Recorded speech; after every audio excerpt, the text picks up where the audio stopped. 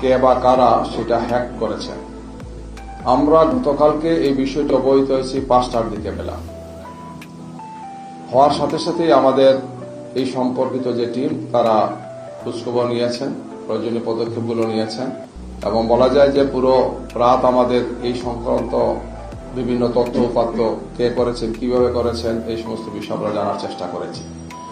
যারা এই চক্রান্ত করেছেন মনে হচ্ছে যে তারা কয়েকদিন থেকেই এই প্রস্তুতি নিয়েছেন, কারণ এই টুইটার অ্যাকাউন্ট সহ আমিরে জামাতের এবং আমাদের কেন্দ্রীয় নেতৃবৃন্দের বা শীর্ষ নেতৃবৃন্দের ফেসবুক অ্যাকাউন্ট এবং টুইটার অ্যাকাউন্ট যারা যে টিমটা আমাদের দেখেন, আমরা দেখেছি যে এই কাজের সাথে কিছু লোক জড়িত, আমরা বোঝার চেষ্টা করেছি এবং এখানে একটা গভীর ষড়যন্ত্র আছে।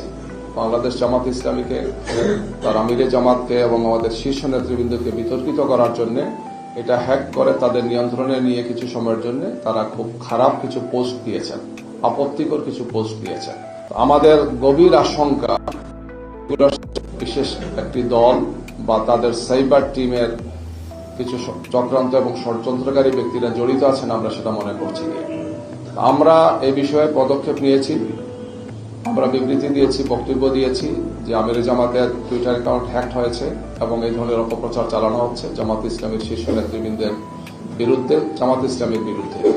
এবং আমরা এই ব্যাপারে রাত্রেই থানাতে আমরা জিডি করেছি, জেনারেল ডায়েরি করেছি এবং পরবর্তীতে আমরা এই ব্যাপারে আরও কিছু পদক্ষেপ গ্রহণ করব, আইনি পদক্ষেপ সহ সম্পর্ক সব ধরনের পদক্ষেপ গ্রহণ করব, কারণ এটি একটি চরম বাড়াবাড়িমূলক একটি কাজ। একটি দলের শীর্ষ নেতৃবৃন্দকে, বিশেষ করে আমিরে জামাত সহ আমাদের কেন্দ্রীয় এবং শীর্ষ নেতৃবৃন্দকে বিতর্কিত করা, জামাত ইসলামের ভাবমর্যাদাকে ক্ষুণ্ণ করা, একটি মারাত্মক ধরনের অপপ্রয়াস আমরা দেখতে পাচ্ছি। জামাত ইসলামীকে জনগণের সামনে প্রতিপন্ন করা, আমাদের বক্তব্য, আমাদের নেতৃবৃন্দের বক্তব্য খুবই ক্লিয়ার মেসেজ। আমরা নারীদের প্রতি, মহিলাদের প্রতি, দেশের প্রতি, দেশের স্বাধীনতার প্রতি আমাদের সম্মান এবং মর্যাদার জায়গা খুবই স্পষ্ট। আমাদের আমিরে জামাত এই বিষয়গুলো অত্যন্ত সুন্দরভাবে, সাবলীলভাবে বারবার তুলে ধরছেন। সম্ভবত এই সমস্ত কারণে একদল লোক চক্রান্ত এবং ষড়যন্ত্র করে জামাত ইসলামীকে প্রশ্নবোধ করে, জামাত ইসলামী নেতৃবৃন্দকে প্রশ্নবোধ করার জন্য তারা এই ধরনের গভীর ষড়যন্ত্রে তারা লিপ্ত আছেন। এর অংশ হিসেবেই আমাদের নেতৃবৃন্দের টুইটার অ্যাকাউন্ট এবং অন্যান্য যে সমস্ত অনলাইনে আমাদের অ্যাকাউন্টগুলো আছে সেগুলোকে হ্যাক করে এই সমস্ত কাজ তারা করছেন আমরা মনে করছি।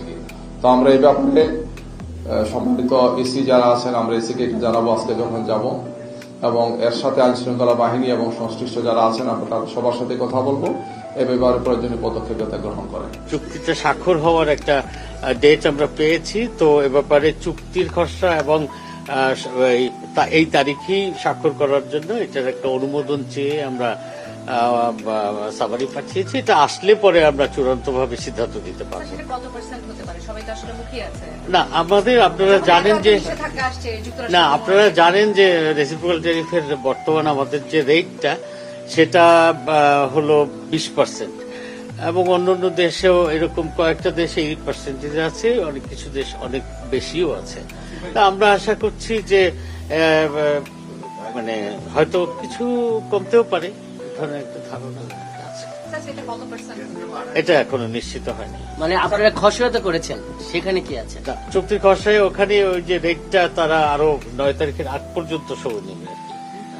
আমি একটা বিষয় জানতে চাচ্ছিলাম যে সম্প্রতি ভারত ইউর সাথে একটা চুক্তি মানে ফ্রি ট্রেড এফটিএ, তো ভারত তো আমাদের তৈরি পোশাক শিল্পের একটা বড় প্রতিদ্বন্দ্বী দেশ। তৈরি পোশাক শিল্পে প্রতিদ্বন্দ্বী হয়ে ওঠে না এখনো। না, তারপরেও তারা ভারত শিল্পকে এগিয়ে নিতে অনেক ছাড় সুবিধা দিচ্ছে। তার মধ্যে এটা একটা বড় ধরনের তাদের এগিয়ে গেল তারা।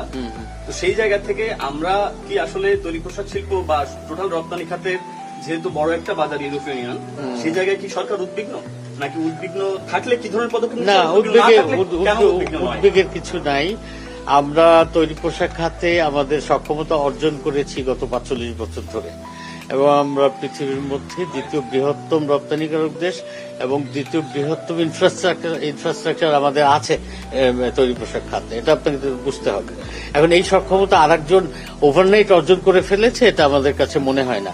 তবে ভারত, আপনারা জানেন যে বেসিক টেক্সটাইলে তারা বেশ ভালো, অনেক স্ট্রং, হোল ওয়ার্ল্ডে তাদের ভালো অবস্থান আছে। কাজে সেই অবস্থান তারা আছে। আমাদের র মেটেরিয়াল